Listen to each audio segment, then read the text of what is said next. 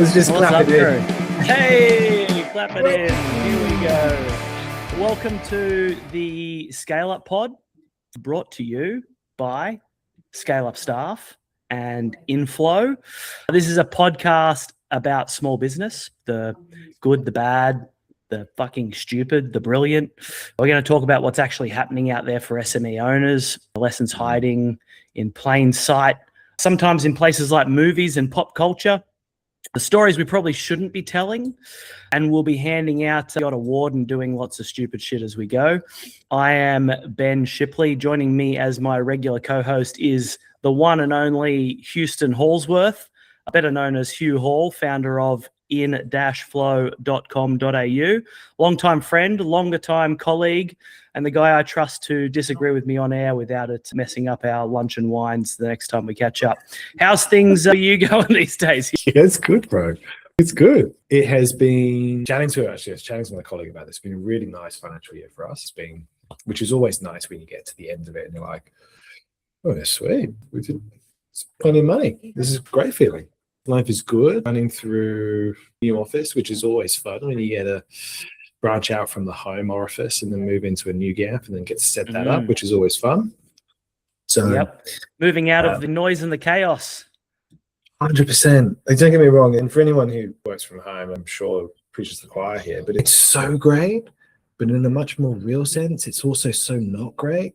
So for any business owners out there that are doing this, they work from home, and they're like, and then you hear the 12th meltdown that's happening outside of your office door because somebody forgot to paint their crock bright purple or whatever it was. Like, so it's great. I love you, but shut the fuck up and leave me alone. It's I love you with all of my heart, but I don't miss you when you're not here.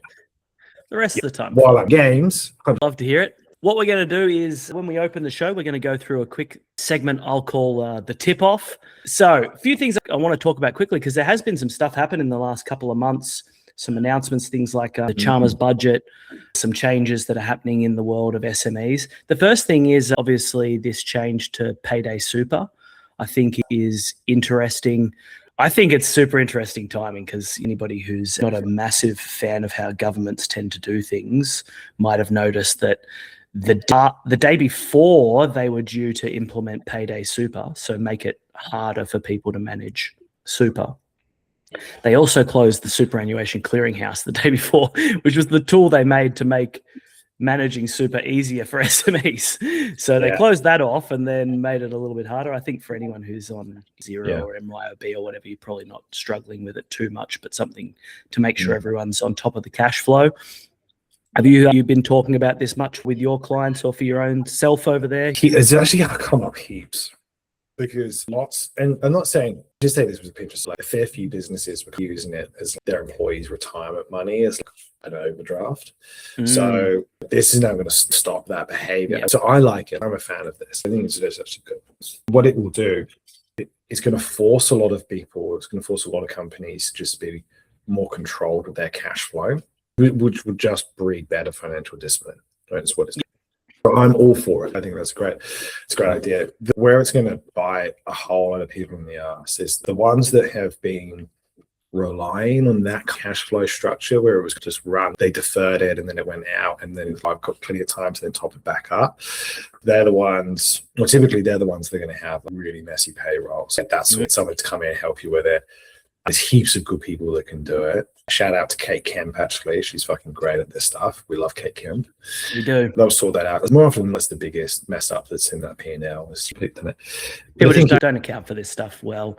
The amount of stories I have in my own life of personal friends, family members, etc., who have realized 9 months into working a job that their employer's just not paying their super. I think that because it's once a quarter, you probably forget about it a little bit more. I think this will probably make it a little bit more aware and make those sorts of businesses have to do a better job of doing the right thing. So I'm with you. I think positive. I think it forced businesses to be a little bit more aware of their cash flow. It just means you have a little bit less flexibility month to month. If you have a business that's a little bit more like this rather than a more linear cash flow line, you're just going to have to do a better job of managing it. But if you got the tools in Xero, MYOB, it shouldn't be too much from an admin perspective. Yep. Chalmers budget. I've got one main thing I want to talk about in relation to the Chalmers project. I have one major gripe that I want to talk about. I bet we've got the same one. I want to talk about the fact that for 20 years, maybe plus, small business owners have been told, set yourself up in discretionary trusts. Yeah, right? Yes. Pay money out to your adult kids and flatten out your tax rate, etc. Well, guess what, everybody? That's gone. That piece of advice you've had for forever. 30% minimum tax on trust distributions from 2028. So you got yourself roughly 2 years to figure out what the fuck you're going to do with your structure. What are you planning here? I was about to push go on just setting up a discretionary trust. Just about to do a new one for another project that I was working on. And then I caught up with Quinny, who's my phenomenal accountant. And she was like, oh, well, we probably shouldn't do that anymore. I was like, yeah, probably not. Got to figure out another way to do it now. But God bless the government. Does what it does. Bit of a kick in the ass, but just is what it is. So, can I find a different way to do it? I'd say two things from this to keep your eye on. One is after your accountant has closed your books for the year, because obviously we're about to go through all of the tax process for the end of financial year. If at the end of that process your accountant doesn't, and you are in a trust structure, if your accountant doesn't give you a call and say, hey, we should be looking at this, I'm not sure they're on top of things, first and foremost. You might be wanting to ask some questions there.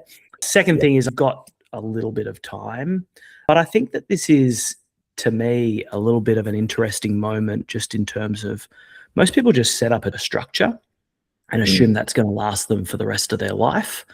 I can tell you right now that the wealthiest of the wealthy are looking at structures pretty frequently and trying to find the best one for them. Don't assume that whatever you set up 10 years ago is going to be relevant for you ongoing forever into the future. This is a little bit of a wake-up call to the fact that a lot of people probably should be more regularly looking at their structure and making sure they're in the most efficient one. Sometimes you've got to spend $5,000, $10,000 in accountant and legal fees in order to get something new set up, but it might save you much more of that in the long term. So it's a good moment for people to just reset and figure out what they want to do with that. I think despite what we all would love to believe, government is not retarded, right? So they know what they're doing. And they also know that they're also pretty across a lot of the mechanisms. There's going to be change, right? Government's going to change the tax rules. All it is just for the investors and for those who are a bit more sophisticated, just means not move money, right? There's always going to be a mechanism. There's always a optimal mechanism to do something like this, which is to pay the appropriate amount of tax, right, on everything that you're running. And there's always going to be a change. So it's never, I completely agree with you, right? There's never a set and forget for it. Can't just, if you do that, you'll lose money. It's just that simple. As always, some good advice is have a good accountant. Don't assume they're all good. Lots of them aren't, but lots of them are very good. Make sure you got a good accountant that you trust. Last thing in the tip-off, survey says that depending on what fucking survey you're reading, that anywhere from 37% to 10,000%, if we're using Trump-style statistics, of SMEs are using AI.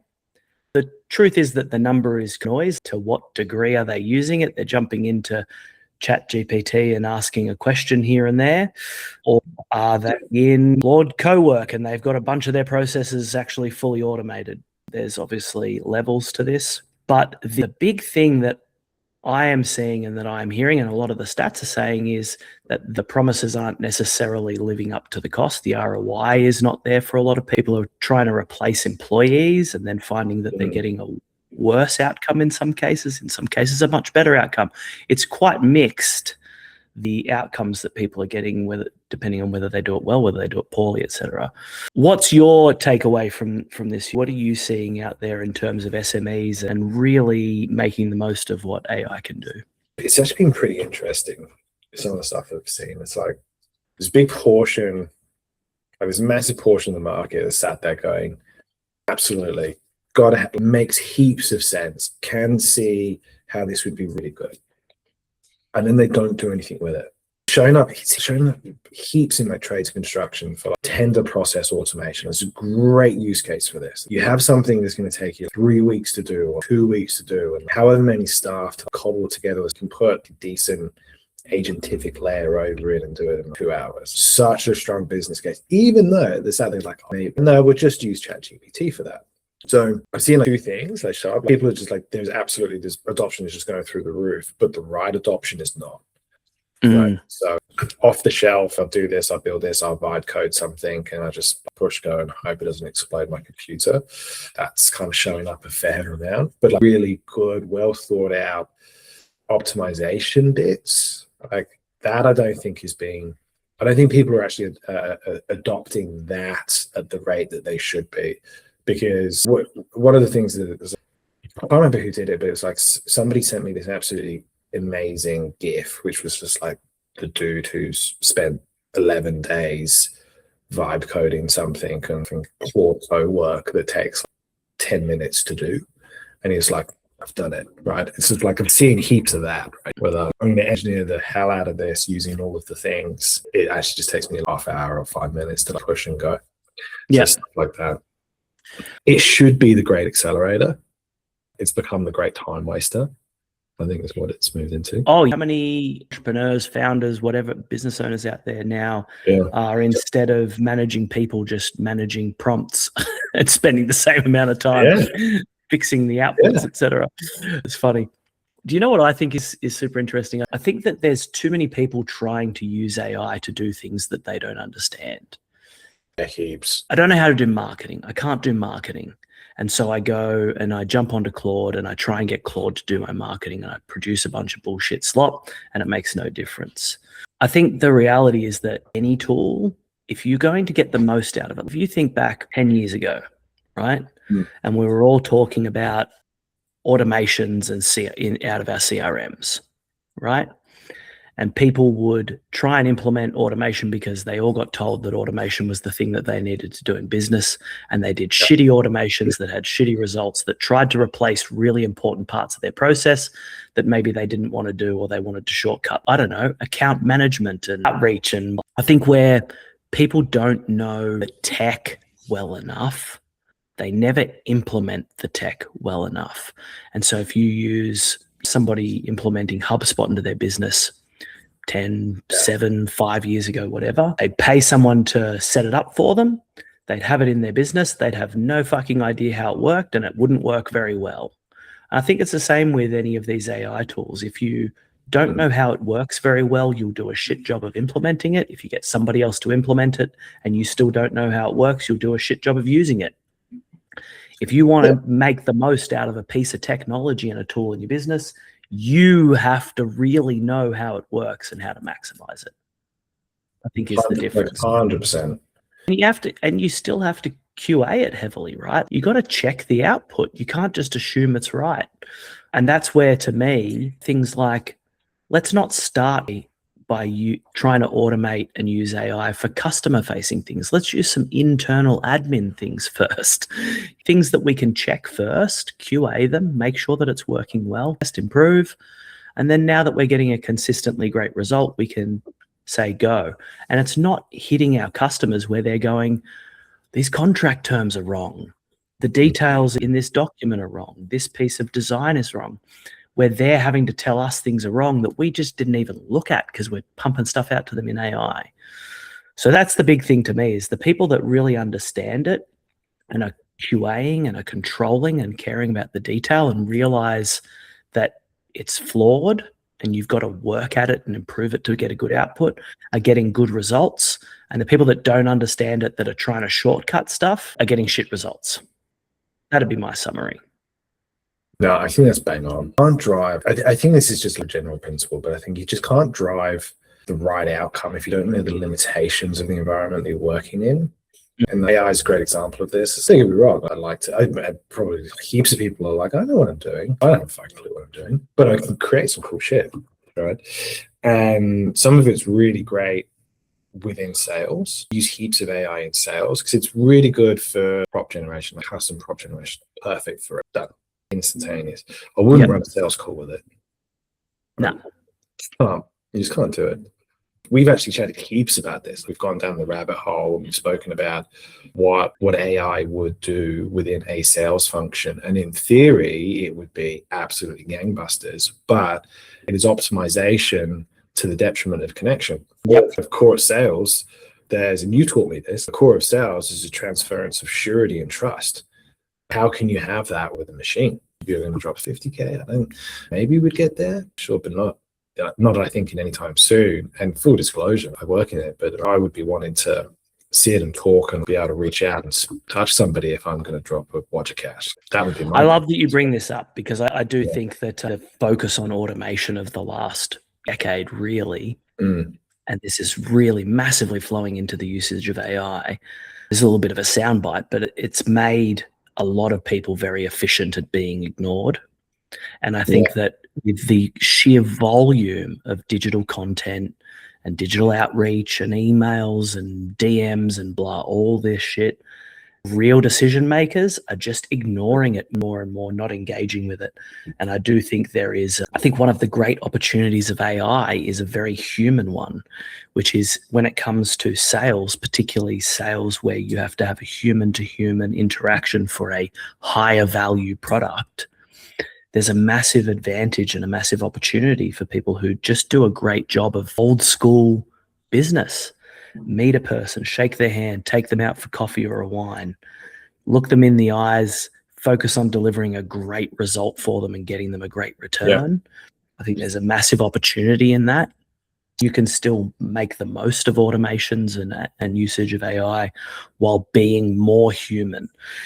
Because it's the thing that big brands and massive budgets, they're not going to compete with you on. They are not going to give as personal and as connected and consistently personal and connected experience that you can give as a small business owner. 100%. I'm right there with you. This actually segues onto some very personal decisions that I've made over the last 3 or 4 months, which is understanding that as we firmly move into the information age and we really start to embrace accessible information on a 24/7 stream, which is what we're in now, right? While we have all of this information at our fingertips and in our pockets and everything like that, at the end of the day, people just want to be seen and relevant and heard and just spoken to human beings. We have all of this, but it's just creating these great wedges that are actually prohibiting meaningful things are actually happening or any sort of change or any sort of connection. So like I've tried to downgrade a lot of my tech so that when I'm I'm with somebody, right? I'm not looking at a screen, I'm not worried about emails, all that stuff, because at the end of the day, human to human, I still think is so important. So I couldn't agree with you more, bro. 100% on board. Love that. All right, let's move on from that. First major segment, the first time we're doing this. You and I started talking a while back about doing a podcast where we just talk about business in relation to pop culture, in relation to movies, in relation to video games, etc. And so what I want to do every time we do one of these is let's talk about one of our favorite movies and a business lesson from it. So I tasked you with bringing the pop culture moment, icon, movie, whatever you wanted. What do you got for us this week? What's on the game tape? This is one of the all-time greats. Firstly, phenomenal book, right? Absolutely epic book, right? A book that was a movie, which is what we all love. So it is The Big Short. Those who don't know, and shame on you for not knowing this, fantastic movie. It's got a great cast in it. The Big Short is the story around the GFC, right? It's the story around how the American mortgage market was, for lack of a better word, cooked, and everyone just called it, or just they ignored it, about it. All the corruption and shit that was just going on into these tranches, and how it was just underpinning the mortgage industry. And then there was some very smart people who just decided to look behind the curtain and just looked at the numbers and worked out that it was a fucking shell game ready to go. It just felt well. So this is an all-time.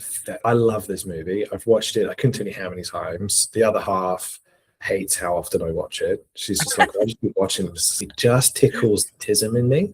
It really does. Like one of those movies, though, that can take a big, complex. It's so weird how great of a movie and great of a narrative they managed to make out of something that's so inaccessible for most people. The way they explained it, the way they built the story around it, is just good. brilliant. And it's The one thing, funny too. it is really funny. It's like how they created the film was great because they would just tag random people in to explain like a complicated concept in a way that was really straightforward. Anthony Bourdain sit here and be like, oh, well, this is what a tranche is. Basically, it's all the leftover shit that they put into a pot and then they sold it. Cool, got it. And he's doing it while he's like chopping up fish hot pot or something. Or Selena Gomez explaining, I can't remember what Selena Gomez is explaining, but she's going through it and playing blackjack, I think, at the time. But they did it really well. And it wasn't, you can walk away from that really enjoying the movie, but then going, oh, I can completely see what just happened. All right. I love in that movie. Obviously, I love Steve Carell. He's brilliant in it as Mark Baum. But Ryan Gosling, I tell you what, this guy, and when he plays like a sort of character role, man, he just is so funny. The scene where he's chasing the guy out of the toilet, talking about when he catches him talking. Like, what are you doing, Mark? What are you saying, Mark? What is it, Mark? Get out. When he's in the gym, he's like talking about how he's jacked off his tits and he is the best. I think he's the best squeal yeller in all of movies, where he scream yells at someone. I don't know. Yeah. It's genuinely so funny. And it's his version of Brad Pitt's eating in movies. I don't know if you've ever noticed this, but Brad Pitt is the all-time great eater in movies. Yeah. There'll always be a scene where he's shoved in Moneyball. He's shoving popcorn in his mouth while he's doing a deal or whatever. All-time great eaters. I think Ryan Gosling is the all-time great squeal yeller. So I've got one for you. I completely agree. I've got one for you. This is a little bit obscure, but if anyone was going to get it, it'd be you. Right? Who is, in cinematic history, the all-time GOAT when it comes to throwing a chair? Oh, the all-time GOAT. It's probably not Steve Carell in The Office where he tries to break out because there's a fire. No, it's not the fire. I think it was throwing a chair. This is obviously not a WWE reference. Who is it? Brendan Fraser in The Mummy. Oh, there's a scene where his buddy Benny in a hotel room. Benny's running away. Brendan Fraser picks up the chair, lobs it, cleans Benny out. Cinematic history right there. I think he's actually won an award for the all-time greatest chair thrower off the back of it. So if anybody wants to have a little rewatch of that, I would love a list of who are the best at a very specific thing in movies. The best chair thrower, the best eater, the best squeal yeller. I just smashed through those three out. Every time I think about this movie, it's that one line from Ryan Gosling that just goes through my head. I'm jacked to the tits, but his squeal yell is so freaking good. What's your lesson from this movie? What's the big business lesson? So this was actually really hard to do. It was actually really hard to figure out because there's so many just really cool. I thought this was really cool concepts you could pull from a movie like that. Right? But I think the biggest one was that it wasn't necessarily that the housing market was broken. It's that everybody ignored it. Everybody ignored how broken it was. And then because it was just way more convenient to making money off of it. And if we bring this back to the circle, it's a business lesson here. I've just been in and out of thousands of businesses and looked at heaps of them, right? And my take on it is that bad businesses rarely collapse because people don't know what the problem is. It's that nobody actually does anything about it. Right? Problem's there. It's just to what degree people were actually able to acknowledge the problem, right? See this with culture, actually. This is a big one in culture in businesses at a certain size, right? The culture is just not good, but we pretend that it's okay because we don't want to have to deal with the hard work of addressing it. And then that just causes heaps of churn, as an example. So I think this applies to so many different areas as well. It's not that nobody knows what the problem is. It's just that they fail to actually do anything about it. And then they're surprised when it goes wrong. And they're like, oh, well, why is this happening? We didn't do anything to fix it. So I think that was the main one for me. The other one that I've got, which I was trying to wrestle with whether or not I brought in, but the other one that I've got is if you take the time to look, if you just take 30 seconds and you take time to look, you'd be surprised at how much you can understand about, I think, business or performance. People don't, like, I don't know if you found this, bro, but I just find that people don't stop and think for a hot second and take the time to look at something properly. They just don't. It's too busy, too rushed. right? Mhm. Or we chuck it into our ChatGPT and a champion, giddy up your modem, we're going to do some data analysis and whatever it spits you out, right? So first of all, don't ever outsource critical thinking. Don't do that. But then just take the time to look at it. The reason Mark Baum and Ryan Gosling were so jacked and whoever else in Brownfield all made heaps of money, Barry made the millions that they did, was because they took the time to look at something that other people just didn't want to look at. Right? So I think that in itself is a super valuable lesson. There's so much value in looking below the surface and looking past the opinions, separating out what's opinion and what's fact, because you always have to take into account, and I think this is super important in business, you always have to take into account that people's opinions in business are always from a place of looking after themselves, right? 100%. They need it to be that way, so therefore their opinion will be that it is that way. And you saw that right throughout this movie. As the market starts to crumble, what's the Michael Burry quote in this? I may be early, but I'm not wrong, right? Yeah. I might be early, and when his investors are trying to force him out, I might be early, but I'm not wrong. There's this whole thing of you've got the ratings agencies, you've got whoever just making moves and making decisions and trying to convince everyone it's not happening right up until the end, even to the point that they're denying it whilst they are hedging their own bets, right, in the background to try and save themselves. And this whole bigger is better, trust bigger, too big to fail, all this sort of bullshit. You get these ideas in business, which I think a lot of people have actually gone away from in the last half decade in particular. This whole, you don't get fired for buying Microsoft. You don't get fired for hiring KPMG, blah. I think a lot of that has gone by the wayside. I learnt the lesson many years ago that when you hire a Big Four consulting firm to do a bunch of work for you and pay you a bunch of money, guess what? Sometimes they don't know what they're talking about too. And you pay a lot of money for absolute bullshit data. And so I think that whole lesson of go and look for yourself.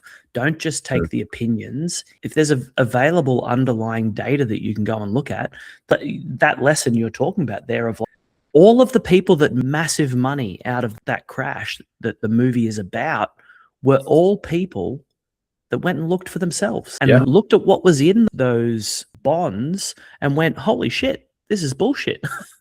And the people who are telling us that it's not bullshit are self-interested. So I think that's a huge one. I think one of the big ones for me is this is such an early in the movie moment, but I don't know if you remember, there's a great Mark Twain quote at the very beginning of this movie, which is, it ain't what you don't know that gets you into trouble. It's what you know for sure that just isn't so, right? What you have absolute confidence in could never be a problem or will definitely happen or whatever. It's when you have total confidence in a thing that just isn't true, that's where you really fuck yourself up.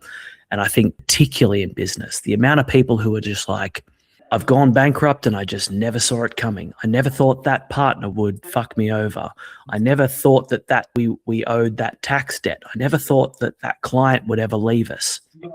It's the things that we were really certain about that were wrong that tend to be the undoing of most people.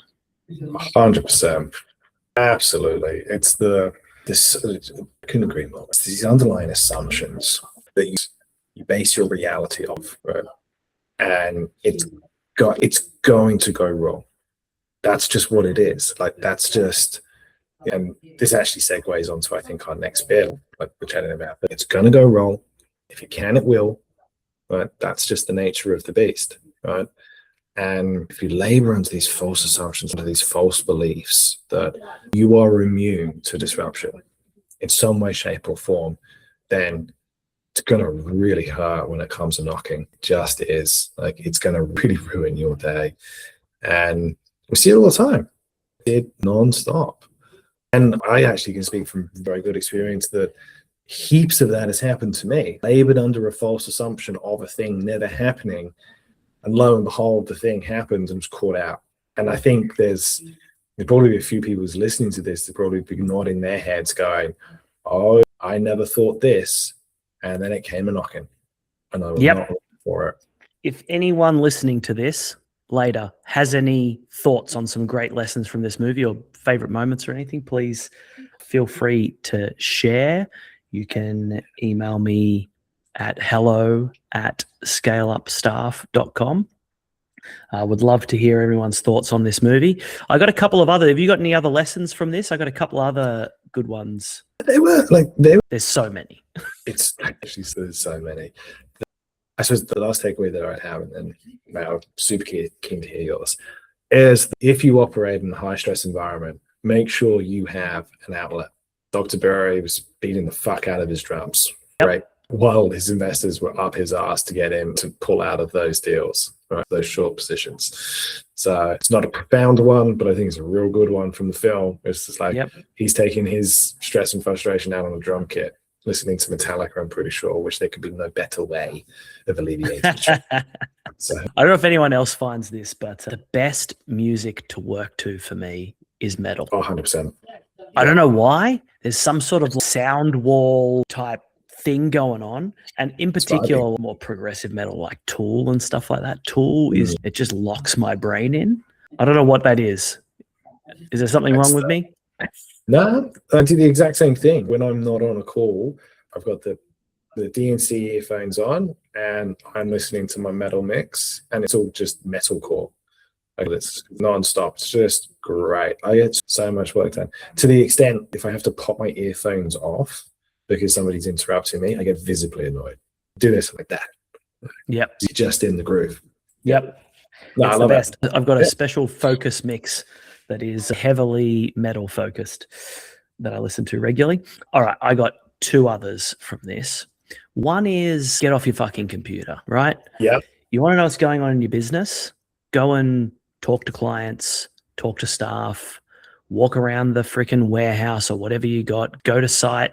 Actually, stop looking at spreadsheets, stop looking at zeros, stop looking at your bank accounts, stop looking at your automations. Get out there and be involved and see it firsthand at the front lines. And I have worked in very small businesses from startup. I've worked in I've worked in multi-billion-dollar businesses, but probably the biggest business I ever worked in where I was in an actual leadership role was about $500 million, and too many people in the C-suite at the top of these businesses just never get out there amongst it and really understand their customer and really understand their partners and really see it firsthand to have the context to make great decisions. And that's why so many, despite them being data-based decisions, we've got this obsession with make decisions based on we're a data-driven organization. And all that means to me is you data-based decision-making because when you're wrong, you can justify it with the data so you don't get fired, right? Just glorified ass covering. That's all most of these businesses are using it for. Get out there and fucking know what's going on with your own two eyes, with your own two hands, and you will make way better decisions. And the thing is that the data then has context for you to understand. You're not making calls based on your imagination that's not seated in reality. So that's a huge one for me. I believe in data. I believe in automations. I believe in tech. I believe in managing, using accounting software and spreadsheets and dashboards and having KPIs. And I believe in all of those things, but I think they can be incredibly misleading and incredibly lazy if they're not done with an actual understanding of context and connection to reality. That's a big one for me. The other one is the Jenga tower sequence, right? Jared Vanette comes in and he uses a Jenga tower to visually demonstrate to the team, here's all the B's, here's all the A's, here's all the double A's, the triple A's, blah. And he gives a really easy to understand visual demonstration of what's happening. And the big lesson from me with this is he's talking to incredibly intelligent, well-versed financial experts who get this shit, but they get it faster and they get to the point because he makes it into a visual representation and he simplifies an incredibly complex topic as part of his sales pitch, right? And so to me, I think for a long time in the world of sales, we got away from things we either got away from things like PowerPoint presentations or we got too into them, one or the other. We're just like presenting PowerPoints or we've completely turned our back on them. And I think that having a sales deck that is not built by marketing and is not built by product, but is built by a salesperson who understands buying psychology can be an incredibly powerful thing when we use it to make complex messages simple and visual so that somebody has a story to walk away with and a way to justify their decision making because they can explain what it is to someone else. And to me, that's a huge lesson from that moment in this movie. Nice. It is a really good one. I just vividly remember the bong of the bin as he lobs them into the bin. What was it? And it's double B's. Shit. It's such a performance, but I love it. Right? So good. It is, and it comes back to that point you made earlier about like transference of energy and transference of belief and all those sorts of things. This is what good selling is. Like you and I used to talk years ago about scripts in sales. And it's like so many people are so averse to them. But Ryan Gosling, Christopher Walken, Arnold Schwarzenegger, whoever your favorite actors are, they don't walk onto a movie set and fucking make it up as they go along. They know the script so well that they make it their own, right? And it becomes a performance that people can buy into. And what's that term in movie making and storytelling? That sort of where you can get that it's a story and you can forget that it's made up for a period of time because they're so believable, right? And I feel like there's a lesson in that from Jared Vanette, who I think by all accounts, maybe not the most moral and perfect person out there. He's a fucking straight up sales guy, but he made a ton of money because he was able to make that transference through that storytelling, which to me, that's the greatest part of selling, is being able to just tell a story so well that people get jacked to the tits about your product. 100%. Yeah, absolutely. All right. Anything else to add on The Big Short? Nah. No, I think that sounds and looks good. Wrap it up. Anyone who has any ideas of some movies maybe that we should look at next time around, as I said before, email me, hello@scaleupstaff.com. Make some suggestions, although I do believe that we probably have a list about 40 meters long of movies that we could do stuff like this for. What were we talking about the last time we talked about this? Super Troopers. That one's going to be on the list and come up at some point. All right. Next segment, I want to talk about a topic that maybe is a little off the record. You got a story or some thoughts or a lesson that is, I probably shouldn't be saying this, but maybe it's a little bit left of center or a little bit anti-advice, but what's your off the record point or story this week? I have got heaps. That's the problem. I have got it. Do I tell the story about the boys that sold board games and their antics in that call, or that time where so I dropped that? It's like probably not on the first one. I mean, we won't build up to that. You can say whatever you want here. This is an 18 plus only podcast. Not really. We're not even putting a warning on it, but whatever you want, my friend. So the pro tip is do not be doing party powder in a sales call. Just don't do that. If you do that with me, I will mercilessly torture you. It was just a customer. Yeah, it was two. Look at this. We got you to tell the story anyway. I'm here now. I might as well fucking tell a story. So I'll do this and I'll get into the actual thing that I was going to talk about. But one of the things we had these two guys, they're relatively young, and they were in and distributing tabletop games, right?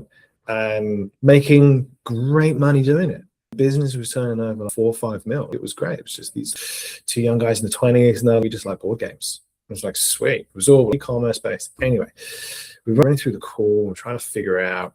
They kept the same thing. We're just struggling with money. It's just there's no cash flow, there's no profit. And I was like, oh, all right, well, run me through your numbers. So we go through the numbers and there's just heaps of margin here. What's going on? I was like, and anyway, long story short, we're about an hour through, and this is 90 minutes. Sometimes they go for 2 hours. So this is a pretty long meeting. Anyway, about an hour through. And they both, one after the other, they just both bow out of the call. Right, they just bow out of the video. Like this sort of thing. Exactly like that. And there's a loud, right? And I was like, what? did that? And I was like, no, you're imagining. Don't be stupid. Nobody would do that. Nobody would do that. Anyway, the other one went and did the same thing. And I was like, oh. And they came back up and they were just like jittery. It's the best way to describe it, jittery. And I was like, it's great news. And they're like, what is it? And I'm like, great news. I figured out where all your profit's going. And they're like, where? Then I spend the next half hour just torturing them a little bit, just making them talk a heap. I was just like, tell me about this. And they were just like, it's so The most annoying person at every party. Exactly. Anyway, it was absolutely hilarious. The whole interaction is one of my all-time favorite sales calls that I've had to do. People are just so freaking unaware of themselves. It's wild. Just the lack, and they're like, and the fact that they just tried to duck off camera too. I was like, just be honest about it. But also, I so hope they're okay, because addiction is obviously a real serious thing. And if you can't even wait until the end of a freaking sales call, you might need to go to rehab. The other side of it was I just being too much of a hard ass? They freaked out. So they'll got to take the edge off somehow. I don't know. Like, all very fair points.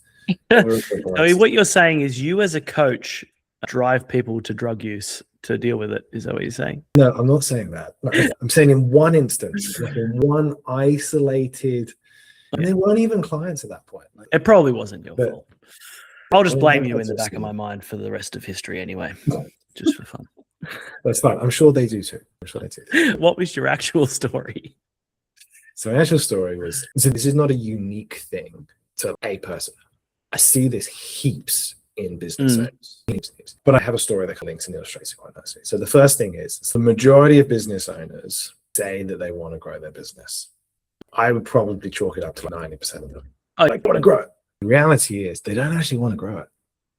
They don't actually want to do it. And very recently, I have this conversation quite often. I want to, but at the same time, I don't want to, because it exposes something in how I'm operating within my business, right? That I don't necessarily want to see. So what this normally gets, this particular client in question is successful in their own right, but is looking to grow past that point, but doesn't want to make the necessary changes to do it the right way, right? And in their mind, I don't need to change anything that I'm doing. I just get to apply more pressure to others in the business to grow for me. Now, this creates quite a nasty environment, because what it does is there's a whole heap of things that show up with a dynamic like that. First is the sales team feel responsible for the business's cash flow. If you are a business owner and you are making the sales team responsible for your cash flow, stop what you are doing, right? Fucking it up, right? They are responsible for hitting their budgets. They're not responsible for your liquidity, right? That's your problem. That's your deal. You've got to manage that. Right? But I've heard that people that act desperate are better at selling. It's horseshit. It's grade A horseshit. You can see it from a mile away. The client's from a mile away. You compromise margin, you compromise service quality, you are compromised in that environment trying to sell something to get money. Don't get me wrong, there's plenty of people who can rise into the challenge, and lots of business owners will just rip it and make it happen. If you have the difference is salesperson versus the business owner. It's a very different thing. Like, business owners will just fucking make it work. Salesperson, put that amount of pressure on a salesperson. First of all, I consider that just a dick move. I could just do. And secondly, it's just not their responsibility. It's just not what they signed up for. So don't make it. You're setting them up for failure. No one would ever be like, what you need to do is you need to act really desperate out there as a salesperson. I want you to go out there and beg for business. Nobody would ever give that advice, but you create an environment that forces them to mentally be thinking they are desperate. Right? No, be apathetic to the result. Whether you do, whether you don't, makes no difference to us, but we're here to help you if you need to.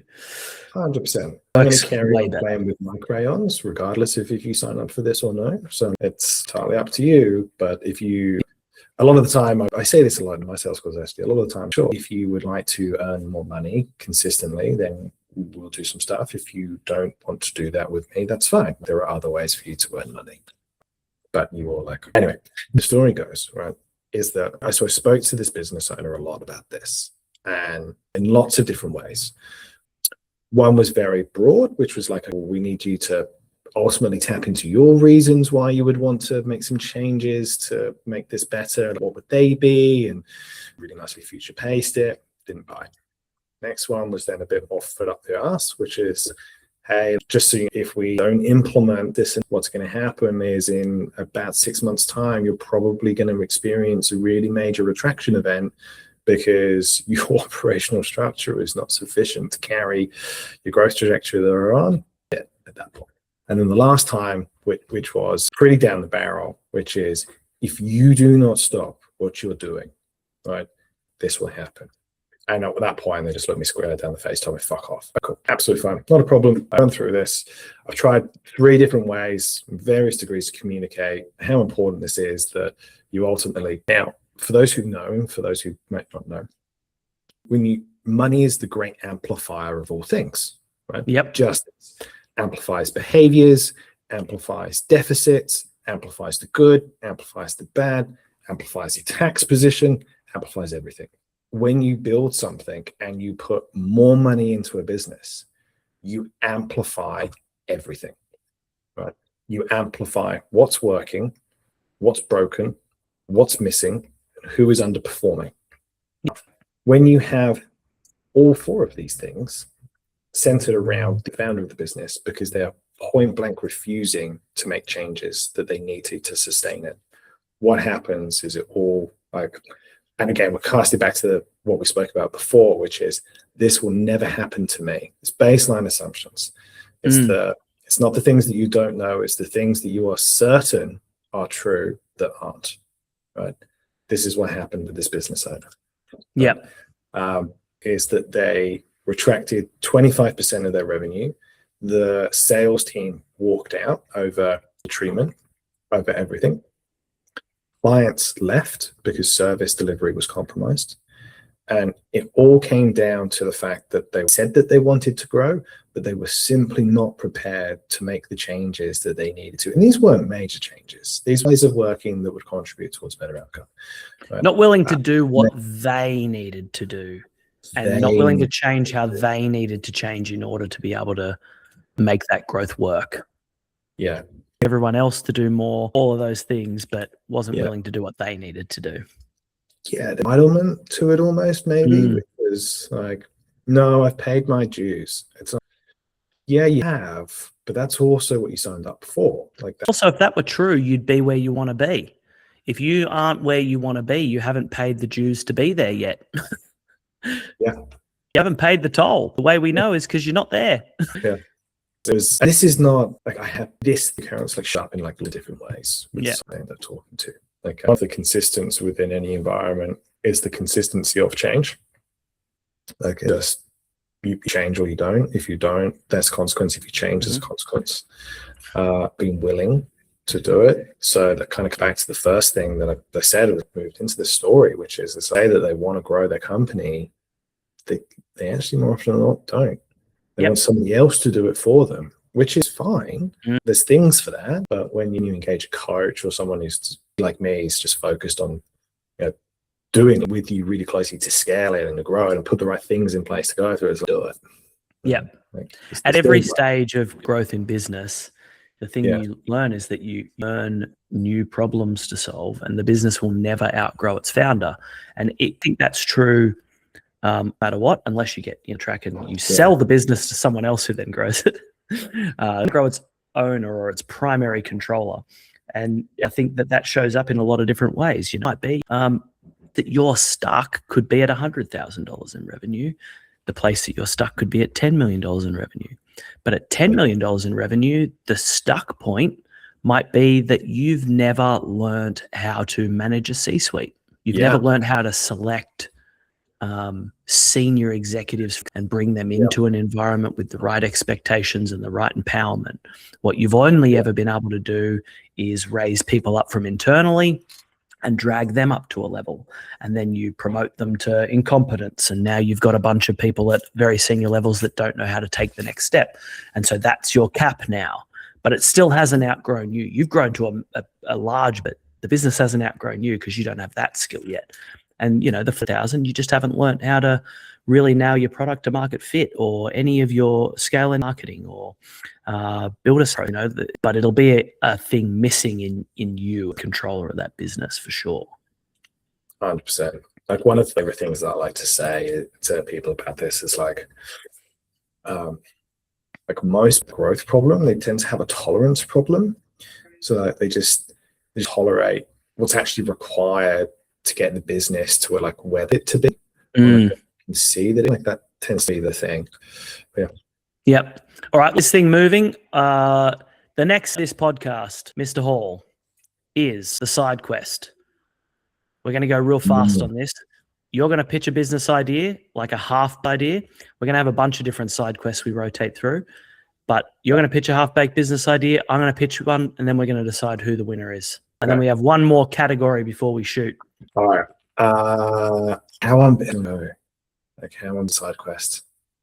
You can go whatever you. Okay, let's go first. All right. Half-baked business idea. Here's mine. Yeah. I'm told to you before because I'm actually sold that this could really work, but it's also a stupid idea. Okay. It's the same one that I was tempted with. Like I'm pretty sure. Yeah. Okay. Here's the inspector. All right. No, there are something else in my mind. Yes. There are a lot of people out there who are very superstitious and believe in things like ghosts. Okay. There's a lot on the internet about things that have happened. So when somebody goes to buy a house, we have a tool that runs a background check on that house to check whether any heinous, horrible crime or murder or serious, scary death has happened in that place that may constitute a haunting. Yeah. Right? It is a data records tool that then gives you a certificate that says, boom, Spectre Inspector, probably not haunted. We can't make any guarantees, of course, because, you know, we don't have a ghost. We're not the fucking Ghostbusters, but probably not haunted. As far as we can tell, nobody was murdered there. No sacred burial, etc. Yeah. What do you think? I think it's got legs. Yes. Yes. It's got legs. Like I could be a Spectre. Spectre or half-baked idea. Founded on listening. Okay. So it's called Lorcan's Law. Lorcan's Law is that when senior leadership is vacant, people tend to do the shit that they just need to do without like interfered with by irrelevant meetings, like reporting on shit. Right? Yeah. So Lorcan's Law is simple. It is once senior leadership is vacant, performance increase like standard requirements because it's companies to do jobs. Yeah. I know. Aside from some very specific publicly listed who may or not get their products from factories that are non-adults, but continue. It's the stats. Like, let's like anti-slavery, right? Yeah, get real serious. That's the market specifically. Yes, yeah.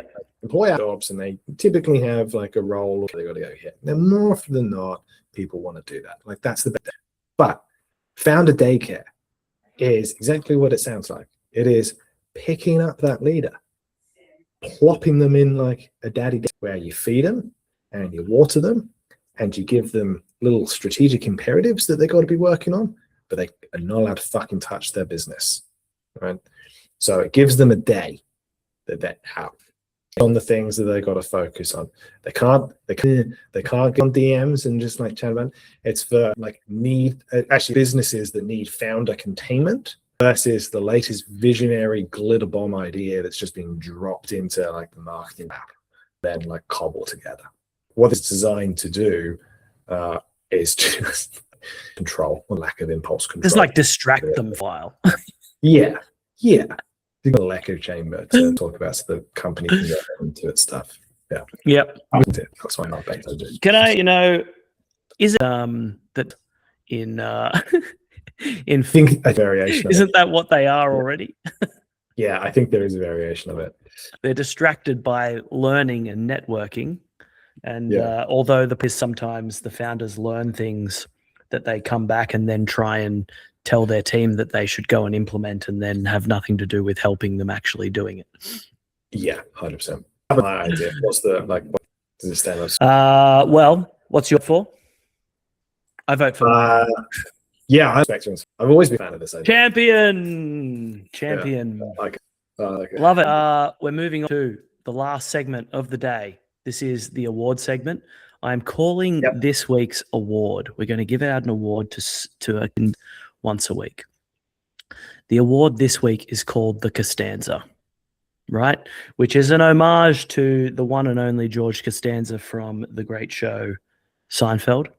There is a moment George gives some advice about he's just look annoyed.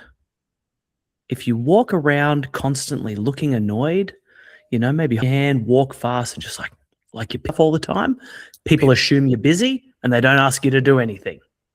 Yeah. Right? Which, good advice, would in fact work. But 100%. There are almost certainly some negatives to this. Like you never get any work done and you probably get found out eventually that you've never done any work. And you almost certainly, like George, consistently get fired from your jobs constantly. Yeah. So for the stanza for this week, what is your piece of business advice or concept you're going to give the Costanza Award to? I'm going to go for an extension of this, which is the calendar brick wall. Tell me about it. Calendar brick wall. This is just glorified time blocking. This is all this is, right? Because adults should be able to respect priorities. Like you manage shit, like you manage your time, right? You get it done. It's kind of tied thing from before, and it kind of comes into that. But like space doesn't mean that you're just miraculously not doing something, right? Like it just doesn't. So the calendar brick wall is really simple. Like you don't even but you can just like put some things that make sense, like for you in a way that you like to work, so that stands that you are actually occupied with some tasks and some responsibilities, and you're just sat here with your thumb up your ass looking at cat videos on the internet. Although if that is your job, it's a great job. Like hats off. I think there's lots of people who would really like to have that kick. All right. So all this is just like look at that empty calendar and they assume that you are not working, right? That's just false, right? Are you working full 8 hours a day? No, of course you're not. Like nobody is. Very, very few people are actually doing a full 8 hours a day, right? But you are working. You shouldn't need to have to validate your calendar and your work schedule to your boss in there, right? You just shouldn't. So the calendar brick wall is just proactively just popping some things in there so that you've got everything that you need. Like you don't need to make it broad, like I said, or just ambiguous, but just like a bit of healthy boundaries in like doing sales stuff or like my shitty CRM or like answering emails. They're all very acceptable things that you can do in the course of business. Dealing with customer complaints. Okay. Yep. Do that at 3 to 4 every day if you wish. Okay. That's my answer. Like take the before so it can be seen. Nice. My one for this is the customer is all right. The reason why I think that this is a Costanza Award nominee is because it's just fucking wrong, right? It's so wrong.